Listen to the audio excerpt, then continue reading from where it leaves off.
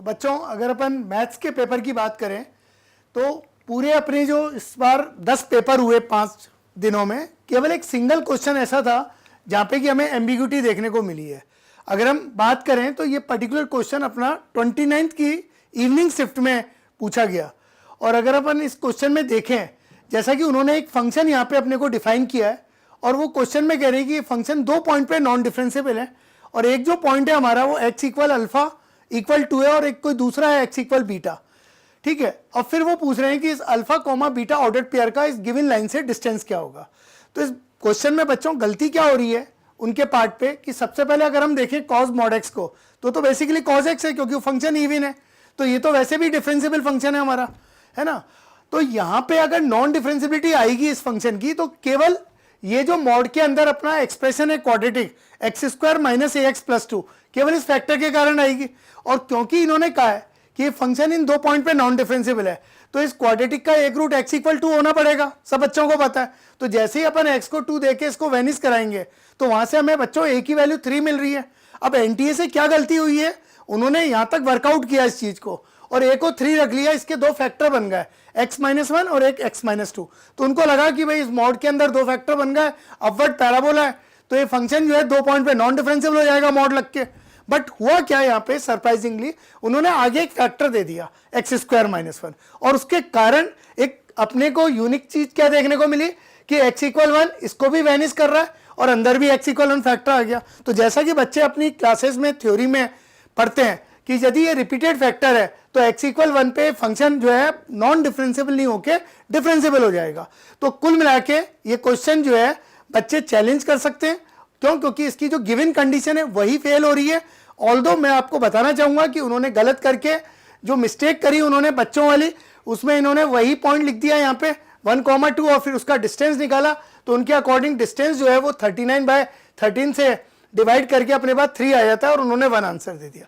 तो ये हम सभी बच्चों को कहना चाहते हैं कि मैथ्स में एक सिंगल क्वेश्चन है और कल शाम तक का, जैसा कि कपिल वाधवा सर ने कहा कि टाइम है और आप सबको अवेयरनेस है कि कैसे अपने को चैलेंज करना चाहिए, तो हम पर्टिकुलरली एडवाइस करेंगे कि जो जिन भी बच्चों ने 29 की इवनिंग शिफ्ट का पेपर अटेम्प्ट लिया है वो पर्टिकुलर इस क्वेश्चन को चैलेंज करें और हमें उम्मीद है कि एनटीए अपनी इस गलती को मानेगा और आपको इसका बेनिफिट मिलेगा। दैट्स इट, और बाकी सब चीज़ें सही है मैथ्स में। वैसे बच्चों रिलेटिवली इस बार एम्बिग्यूअस क्वेश्चन जो है वो पिछली बार के रेस्पेक्ट में कम है, लेकिन फिर भी कुछ एम्बिग्यूटी है। 8 क्वेश्चन तो हम लाए, इसके अलावा भी 1 या 2 क्वेश्चन और अपन चैलेंज कर सकते हैं, वो देखते हैं अपन। जैसे 22 ऑफ जनवरी की मॉर्निंग में अपना ये वर्नियर कैलिपर वाला क्वेश्चन था।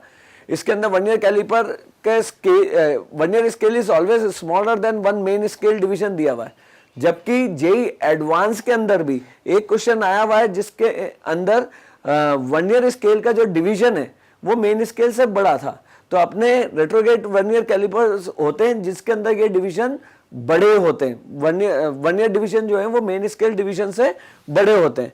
तो इसका मतलब आप इसको चैलेंज कर सकते हैं और चैलेंज में आप जेई एडवांस का क्वेश्चन भी यूज कर सकते हैं जो उन्होंने इसमें वर्नियर स्केल डिवीजन का बड़ा वाला मतलब डिवीजन बड़ा था एमएसडी से वो दिया था। इसी के अलावा यदि हम देखें तो ये 22 की इवनिंग में एक ट्रुथ टेबल का क्वेश्चन था। इसके अंदर यदि हम देखें तो इन्होंने यहाँ पर अपना जो ट्रुथ टेबल है उसके अंदर आउटपुट में y जो है वो उसका वैल्यू मिस कर गए। तो इसकी वजह से आप इस क्वेश्चन को चैलेंज कर सकते हैं। यहाँ से यदि हम देखें तो डायपोल वाला ये जो सवाल है इसके अंदर भी एम्बिग्यूटी है और प्लस क्यू जो है यहाँ पर हमने मेंशन कर रखा होगा, आप हमारे राइटअप्स को यूज कर सकते हैं। तो इसमें देखा है exact value can not be solve और a/r का ये जो कंडीशन है इसकी वजह से। और दूसरा एक और उसमें एम्बिग्यूटी है, प्लस क्यू जो चार्ज है उसमें भी वेरिएशन आ रहा है। तो आप इस राइटअप को यूज करते हुए आप इसको भी चैलेंज कर सकते हैं। फिर हमारे पास ये था डायमेंशन का इजी क्वेश्चन है, इसको सॉल्व करने पर आंसर 0 आ रहा है, एनटीएनएस का 4 दिया है, तो आप इसको चैलेंज कर सकते हैं। ठीक है, ये वाला क्वेश्चन है, इसके अंदर अपना जो आंसर आ रहा है वो -5/6 आ रहा है। आप इसके लिए भी ये राइटअप यूज करते हुए चैलेंज कर सकते हैं। ठीक है, इसके अलावा हमारे पास ये एक असर्शन रीजन था 29th इवनिंग का, ठीक है, इसके अंदर भी एम्बिग्यूटी है, पीवी ग्राफ की जगह ये एडियाबेटिक ग्राफ वाला जो पोर्शन है, हमारा आंसर जो आ रहा है वो 3 आ रहा है। यहाँ पर यदि अपन देखें तो हमारा आंसर जो आ रहा है वो 7700 आ रहा है, जबकि उन्होंने 77 दिया है, तो आप इसको भी चैलेंज कर सकते हैं। इसके अलावा 2 क्वेश्चन और हैं 24th इवनिंग में, जिसमें work done, average work done और एवरेज पावर का जो रेशियो पूछा है, उसके अंदर भी एक डाटा जो है वो एम्बिग्यूअस है। अगर एक तरीके से करें तो आंसर एनटीए वाला मैच कर रहा है, लेकिन दूसरे यदि वेलोसिटी की तरह से देखें तो आंसर मैच नहीं कर रहा, आप उसको भी चैलेंज कर सकते हैं। तो 24th इवनिंग में इसके इन 8 क्वेश्चंस के अलावा एक क्वेश्चन और है जिसको आप चैलेंज कर सकते हैं, जिसमें पावर, इंस्टेंटेनियस पावर और एवरेज पावर का रेशियो पूछा गया है। ठीक है, उसमें डाटा इनकंसिस्टेंट है, एक डाटा से आंसर आ जाता है, दूसरे डाटा से आंसर नहीं आता। मैं आगे के लिए अक्षय चौधरी सर को बुलाना चाहता हूं, वो आपको एम्बिगुअस क्वेश्चन ऑर्गेनिक केमिस्ट्री के बताएंगे। Thank you sir.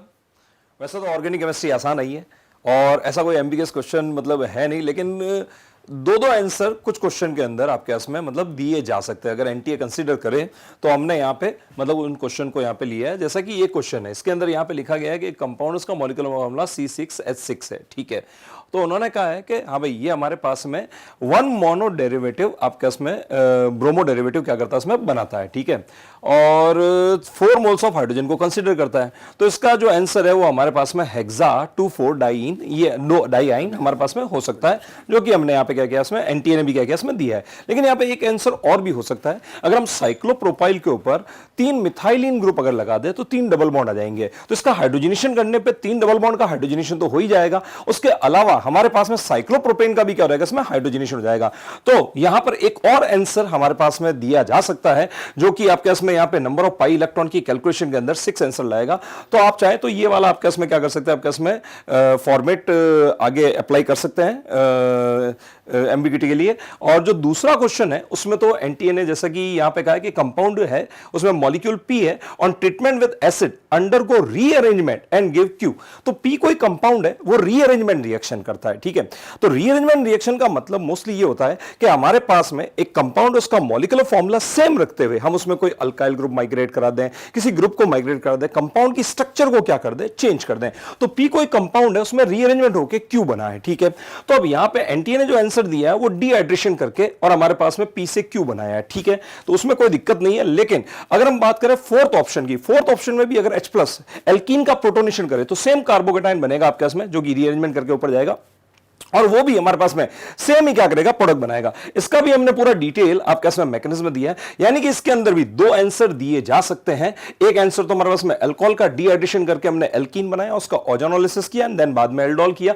एक हमने एल्कीन का आइसोमराइजेशन कर दिया या रीअरेंजमेंट कर दिया और एक नया एल्कीन बनाया, और उसने फिर ओजोनोलिसिस करके सेम प्रोडक्ट क्या कर दिया, आपके इसमें बना दिया। तो यहां पे भी हमारे पास में 2 आंसर क्या किए जा सकते हैं, दिए जा सकते हैं। आप चाहे तो इस फॉर्मेट का क्या कर सकते हैं, इस्तेमाल कर सकते हैं चैलेंज के लिए। ठीक है, एक और क्वेश्चन है जिसके अंदर आईयूपीएससी नेमिंग का क्वेश्चन है, उसके चारों ही ऑप्शन गलत है। ठीक है, उसमें कोई ऑप्शन हो ही नहीं सकता। ठीक है, तो इन्होंने एनटीए ने जो आंसर दिया है वो आई थिंक 4th आंसर दिया है। तो इसके अंदर बेसिकली प्रिंसिपल चेन का सिलेक्शन है, उसमें क्या कर दी गई, गड़बड़ कर दी गई। तो नाम आपके इसमें चारों ही ऑप्शन गलत है, तो हम यहां पे इसको बोनस कंसीडर कर रहे हैं, बोनस दे रहे हैं हमारी तरफ से। एनटीए अगर इसको कंसीडर करे तो ये अच्छी बात होगी, क्योंकि इस क्वेश्चन में चारों ही ऑप्शन अगर देखा जाए तो गलत है। ठीक है, तो हमारे पास में ऑर्गेनिक केमिस्ट्री में ये 3 क्वेश्चन, उसमें से दो क्वेश्चन में मोर देन 1 आंसर दिए जा सकते हैं, और ये एक क्वेश्चन हमारे पास में हमारी तरफ से बोनस कंसीडर किया जा रहा है।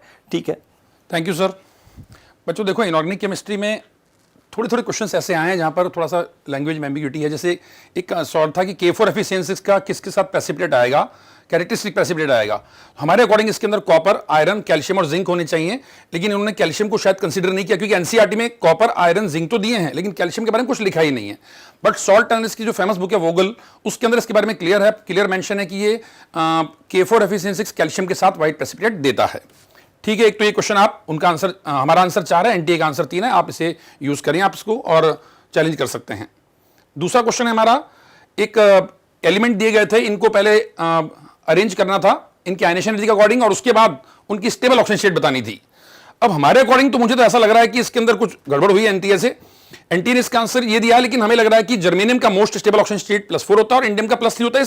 आप समझेंगे, बहुत बच्चे मेरे से पूछ चुके हैं अभी तक की बात, कुछ बच्चों ने मैसेज किया है, हर तरह की इनपुट आ रहे हैं इस क्वेश्चन से रिलेटेड। तो मुझे लगता है हमने जो देखा है, इवन ये जो इंडियम के बारे में लिखा +3 ऑक्सीजन स्टेट के बारे में, ये कंसाइज इनऑर्गेनिक केमिस्ट्री बुक में साफ लिखा है कि इंडियम की +3 स्टेट इज मोर स्टेबल। तो दूसरा क्वेश्चन हमें ये लगता है। और एक क्वेश्चन है ये वाला, येलो कलर्ड के कंपाउंड पूछे उसने, येलो कंपाउंड। अब कंफ्यूजन है कि उन्होंने आंसर में इसको इंक्लूड किया अमोनियम सल्फाइड को। अमोनियम सल्फाइड एक्चुअल में सॉल्ट एनालिसिस में दो तरह से यूज होता है, एक येलो अमोनियम सल्फाइड, एक ऑर्डिनरी अमोनियम सल्फाइड। ये कलरलेस अमोनियम सल्फाइड होता है। अमोनियम येलो अमोनियम सल्फाइड जो होता है वो NH4 मतलब पॉली अमोनियम पॉलीसल्फाइड होता है वो, तो वो एक अलग कंपाउंड है।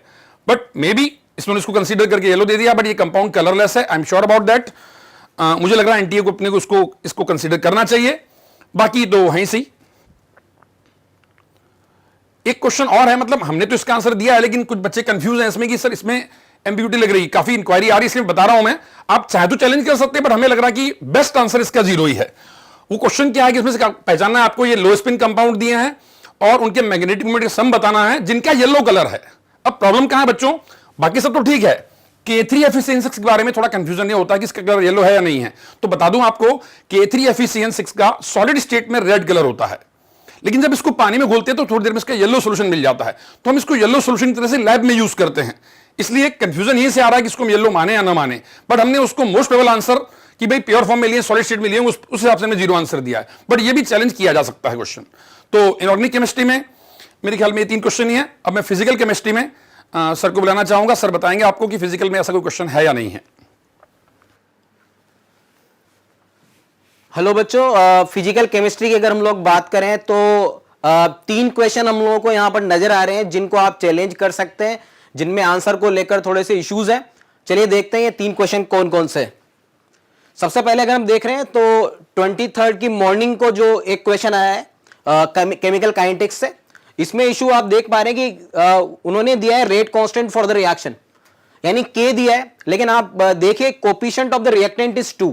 और आप जानते हैं कि जब आप फर्स्ट ऑर्डर काइनेटिक्स यहां पर अप्लाई करने वाले हैं तो K का जब एक्सप्रेशन आप लिखेंगे तो जो भी हम लिखते हैं K मतलब A for reactant, so K of N2O5 basically आप लोग लिखते हैं, and that is equal to 1/T ln A0/AT।